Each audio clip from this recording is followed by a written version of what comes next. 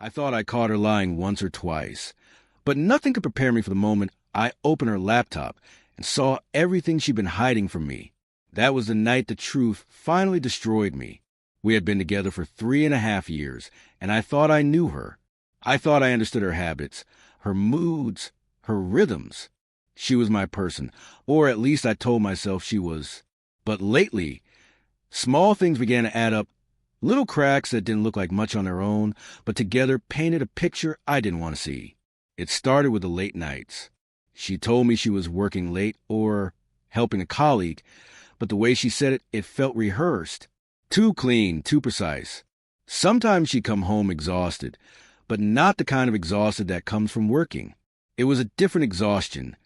Glowing cheeks, a faint perfume that wasn't hers, a looseness in her voice like she'd been living a whole other life I wasn't part of. Then came the phone.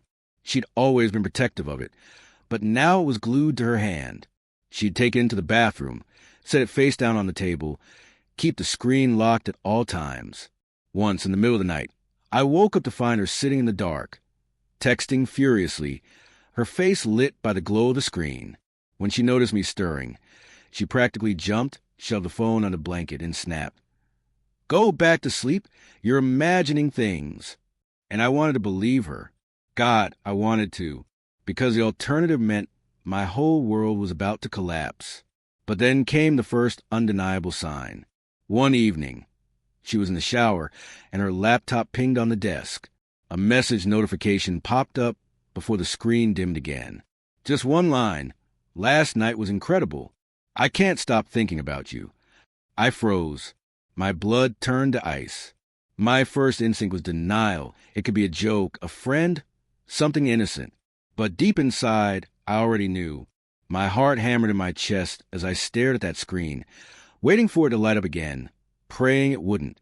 When she stepped out of the shower a few minutes later, humming, wrapped in her towel, I felt sick. I wanted to ask, to scream, to demand answers. But I said nothing. I swallowed it, just like I always did. The following days were torture. I watched her more closely, studied every move, every smile, every unexplained hour.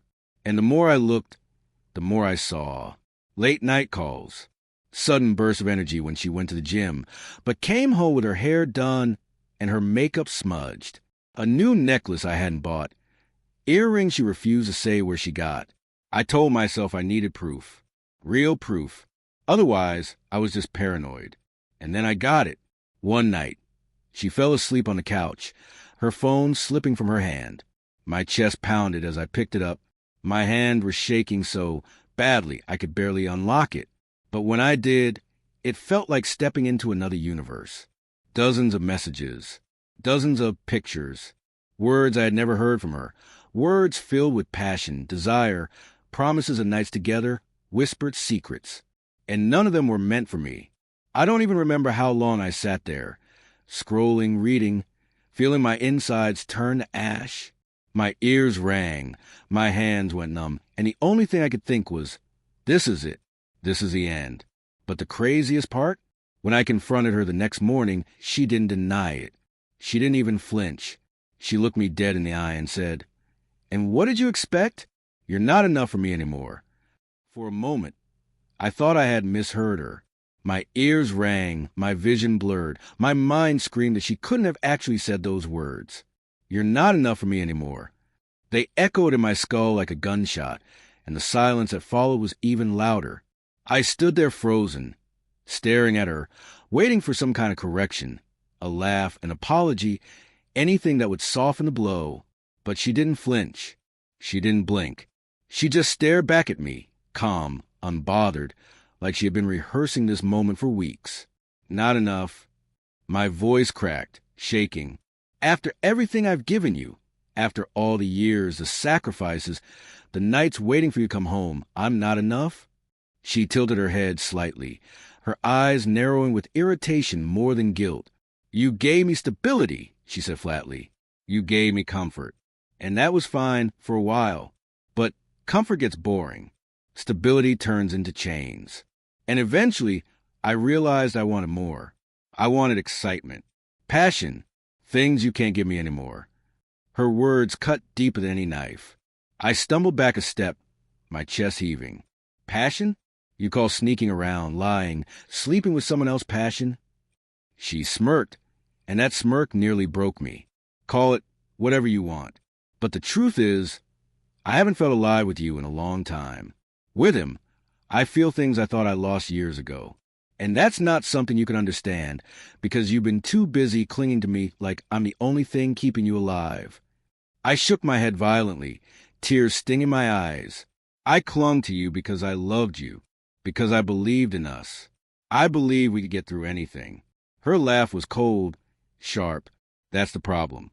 You believed too much. You put me on a pedestal I never wanted. You smothered me with your loyalty, your sacrifices, your constant need for reassurance. I needed someone who challenged me, who made me feel wanted without me having to constantly remind him to breathe. You gave me safety. He gives me fire. And fire wins every time. I felt my knees weaken, my hand reaching for the edge of the table just to keep myself upright. My whole body was trembling, but I forced the words out. So all this time, I was just a placeholder, a safety net until someone better came along. She didn't hesitate. Yes, that one word destroyed me. It was like everything I had built, every memory, every sacrifice, collapsed in an instant. Why didn't you just leave me then? I shouted, my voice raw. Why didn't you tell me instead of dragging me through this nightmare? Her expression hardened. Because you were useful. You kept the roof over my head. You kept me comfortable. You kept me safe while I figure out what I really wanted. You were the steady one, the one I could always rely on. But he was the one I craved. Do you understand the difference? I stared at her, my stomach twisting into knots. So I was just maintenance, and he's entertainment. She leaned back, crossing her arms, completely unbothered by the storm raging inside me. If that helps you sleep at night, sure. But the truth is simpler. You stop being enough. And I don't feel guilty for chasing something better. Life's too short to settle. I felt something inside me snap. Better? Better? He's better because you can sneak around, because he's shiny and new, because you can pretend you're someone else with him? That's not better, that's pathetic. Her eyes flared for a second, but then she smiled, a slow, cruel smile. And yet I still chose him over you. What does that make you? Her words hit me like a hammer. I staggered back, my vision blurring with tears and rage. My hands trembled uncontrollably, my chest burned with fire and ice all at once. I wanted to scream, to break everything in the room, to collapse into the floor and never get up again. And through it all, she just watched me, calm, almost entertained. That's when I realized this wasn't just betrayal. This was a game to her. And I was the toy she'd been playing with all along. I don't even know how long I stood there staring at her after those words. My body felt numb, like the ground had fallen away, and I was just suspended in the void. My mind was screaming 1,000 questions at once. Why him? When did it start? How many times? Do you even care? But nothing came out of my mouth except a broken whisper. Why? Why would you do this to me? She didn't blink, didn't soften. Instead, she leaned forward, resting her elbows on her knees, and said with terrifying calm, because I wanted to, because I needed to, and because you let me. My stomach dropped. Let you? My voice cracked, echoing in the apartment. I didn't let you destroy us. She tilted her head, studying me like I was an experiment she already knew the outcome of. You don't get it, do you? You made it easy. You were so obsessed with keeping me, so desperate to prove your love, that you stopped being a man and started being my shadow. You stopped being a challenge. You stopped being exciting. You stopped being enough. And when someone stops being enough, the other person looks elsewhere. It's natural. Natural. I shouted, my fist shaking at my sides. You call betrayal natural? You call lying to me, humiliating me, crawling into another man's bed natural? She didn't flinch. She didn't even raise her voice. Yes, because survival is natural. And I survived by doing what I had to. If you couldn't keep me interested, that's on you, not me. I felt like my chest was caving in. On me? I whispered. You're telling me it's my fault you cheated? She shrugged. If you want to put it that way. You stopped paying attention. You became boring. You were always tired, always stressed, always second-guessing me instead of just being the man I needed. And her eyes lit up for a fraction of a second, that sparkle I hadn't seen in years. He made me feel alive again. He reminded me of who I could be without chains. Without you, I staggered back, pressing a hand to my chest like I'd been physically hit. So what was I? Just your anchor while you played pretend with him? Her voice was ice. You were stability, a roof, a safety net, someone who'd never leave no matter how badly I treated him. Do you know how powerful that is? To know someone loves you so much they'll tolerate anything? I had both worlds, safety and excitement. And honestly, I don't regret it. My breath caught, my knees almost buckling. I grabbed the edge of the table, my nails digging into the wood. You don't regret it? I whispered, tears burning my eyes. You don't regret destroying me? For the first time, she leaned back and smiled. Not kindly, not apologetically, but with cruel satisfaction. Destroying you? You destroyed yourself. I just gave you the final push. Don't pretend I held a knife to your throat. You're the one who kept closing your eyes every time I lied. You're the one who believed me when you knew deep down the truth was different. You're the one who loved me more than you loved yourself. And that's why you lost. Her words pierced me deeper than any blade could. My whole body shook with rage and despair. I lost. I shouted. I lost everything because I believed in us. Because I believed in you. And now you sit here and tell me it's my fault for trusting you too much. She stood then, slowly, deliberately, towering over me as I clung to the table. Her voice was low, sharp, almost venomous. Yes, you lost because you trusted me. You lost because you thought love was enough. But love isn't enough. Power is. Control is. And I had both while you had nothing. The room spun. My breath came in gasps, my vision blurred with tears. And through it all, she just stared calm and steady, like she was watching me unravel exactly the way she wanted me to. And in that moment, I realized something terrifying. She hadn't just cheated. She had been dismantling me piece by piece, deliberately for months, maybe years. She didn't stumble into this. She planned it. She wanted it. And worst of all, she enjoyed it. My heart pounded in my chest, my hands trembling violently, my whole body ready to collapse. But one thought cut through the chaos. This wasn't just betrayal. This was war. And I was already losing. I didn't sleep that night. I couldn't. Every time I closed my eyes, I saw her words carved into the darkness. You lost because you trusted me. The way she said it, so cold, so matter-of-fact, like a teacher explaining a lesson I was too slow to understand. I lay there in bed, staring at the ceiling, my chest tight, my body trembling with anger, grief, and something else I didn't want to name. Fear. Fear that maybe she was right. The hours dragged like days. I tried to distract myself. I turned on the TV, but every face reminded me of hers. I tried to eat, but the food tasted like ash in my mouth. I scrolled through my phone, looking at old photos of us, smiling, kissing, holding hands, and all I could think was, how many of these moments were already lies? How many times was she already with him, laughing behind my back, while I believed I was her world? By morning, I felt hollow. My hands shook when I poured coffee, my stomach twisted with nausea. And then, just as I lifted the cup to my lips, my phone buzzed. Her name. We need to talk. I'll come by tonight. My stomach dropped. Again, the same cycle. She had detonated a bomb in my chest the night before, and now she wanted to talk. Like this was a negotiation. Like I was still hooked, still waiting for her to tell me how my own life would play out. And the worst part? She was right. I was waiting.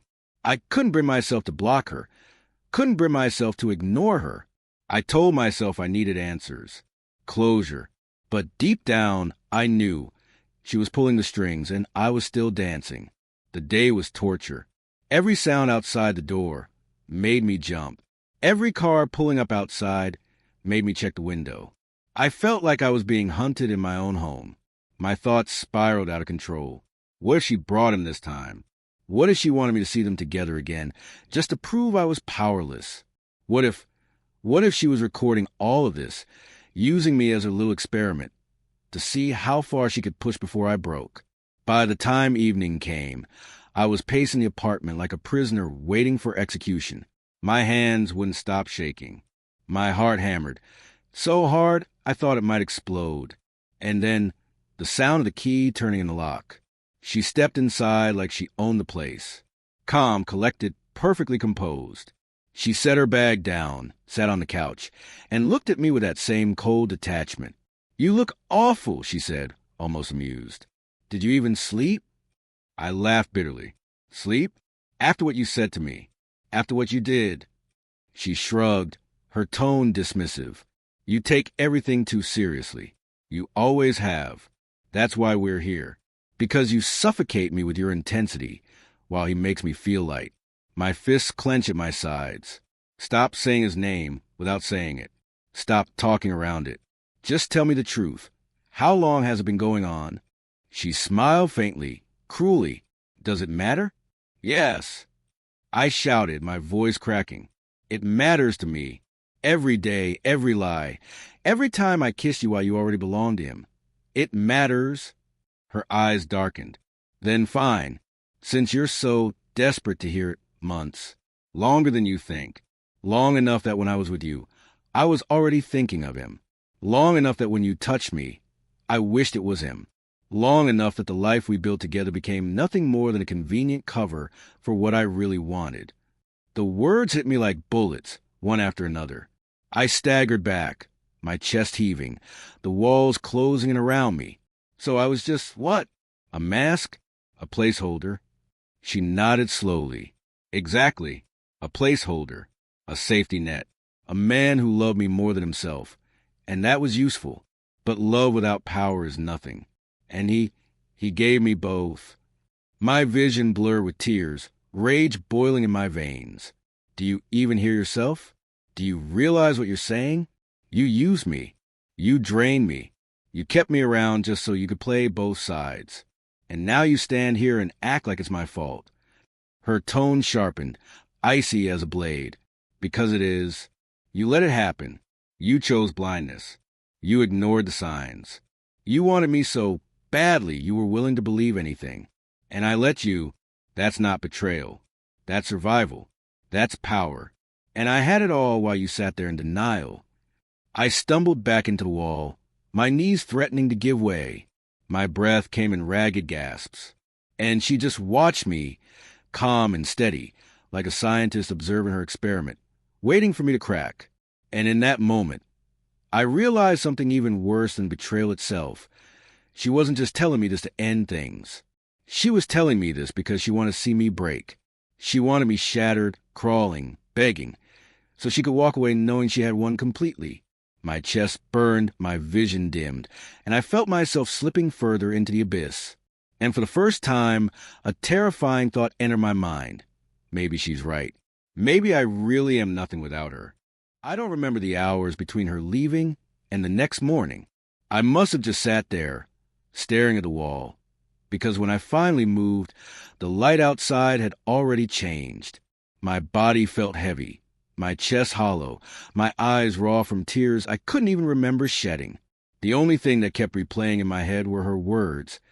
"You were just a placeholder. You let it happen. You lost because you trusted me." Over and over, they echoed until I could no longer tell if they were hers or mine. I tried to eat, but the food turned to dust in my mouth. I tried to shower, but the water felt cold against my skin no matter how hot it ran. Everywhere I looked, I saw pieces of her. A sweater on the chair, her perfume on the dresser, a hair tie on the bathroom sink. Every small object screamed at me. She was here. She belonged here. And now she belongs to someone else. My phone buzzed. I didn't even have the strength to look at it. But eventually, curiosity overpowered the dread. It was her. Again. "We should talk tonight. Don't avoid me." It wasn't a request. It was a command. And I hated myself for it, but I agreed. Because part of me still wanted her to explain, to undo the nightmare, to tell me there was some detail I had missed, some loophole that made this all less real. The day dragged like a lifetime. I paced the apartment, unable to sit still. My thoughts spun so violently that I couldn't tell which ones were real and which ones she had planted in me. Maybe I am boring. Maybe I am too clingy. Maybe I drove her into his arms. Maybe I deserve this. The more I thought, the more her words felt true. That was the worst part. Not the betrayal itself, but how deeply she had made me believe it was my fault. By the time evening came, I was shaking again. The sound of her key in the lock made my stomach twist into knots. She entered like she always did. Calm, composed, untouchable. She sat on the couch, looked at me, and smirked faintly. "You look worse than yesterday. Falling apart already?" My hands trembled as I clenched them into fists. "Why are you doing this? Why do you keep coming back just to torture me?" Her eyes gleamed with amusement. "Because you let me. Because you still answer. Because deep down, you want me here, even if it kills you. And because I like watching you unravel. It reminds me how much power I still have over you." Her words sent a chill down my spine. "Power," I whispered. "That's all this is to you. Not love. Not us. Just power." She shrugged casually. "What's the difference? Love fades. Power lasts. And right now, I have both, with him and with you." I felt my knees buckle, my chest burning. "You can't have both." I shouted. "You can't destroy me and still expect me to stay." But she only leaned forward, her eyes narrowing, her voice dropping to a whisper that cut deeper than any scream. "I already did, and you're still here." Her words echoed through me like a final sentence. I stared at her, my breath ragged, my vision blurring with tears. She was right. I was still here, broken, humiliated, stripped of everything, but still sitting in front of her like a prisoner waiting for execution. And then something shifted. For the first time, instead of just seeing her as a woman I loved, I saw her as she really was, a predator, someone who fed on my devotion, who thrived on my weakness, who needed me shattered to feel whole. She wasn't keeping me because she loved me. She was keeping me because she enjoyed watching me drown. The realization hit like a storm. My chest tightened, my breath quickened, my hands shook, but this time it wasn't from despair. It was from rage. I stood up slowly, my voice low but firm. "No more." She raised an eyebrow, mocking. "No more what?" "No more games.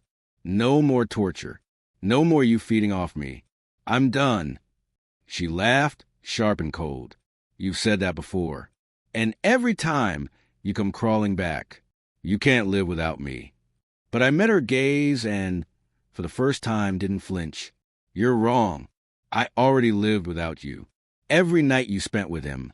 Every lie, every secret. I was already living without you. I survived that. And if I can survive that, I can survive losing you for good." Her smile faltered, just for a second. The mask cracked. I saw something flicker in her eyes, fear. Not of losing me, but of losing control. She stood quickly, her voice sharp. "You'll regret this. You'll come back. You always do." I shook my head, my voice steady for the first time in months. "Not this time. This time, I'm walking away. And when I do, you'll finally realize the one thing you never expected.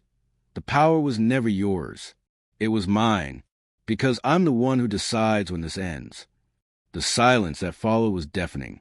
She glared at me, furious, but she didn't speak. She just grabbed her bag, slammed the door, and disappeared into the night.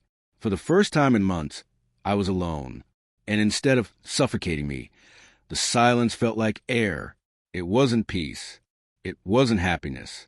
But it was freedom. And that was enough. The first night after she slammed the door was the longest of my life. At first, I just sat there, staring at the empty space where she had stood, half expecting her to come back within minutes, to knock, to scream, to push her way inside again. My chest was burning, my hands were trembling, and my body screamed at me to chase her, to run after her, to beg her not to go. But I didn't move. For the first time, I stayed still. I let the silence fill the apartment, let the echoes of her voice fade into the walls.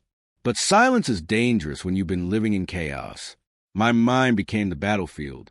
Every corner of my head replayed her words. You were just a placeholder. You'll come crawling back.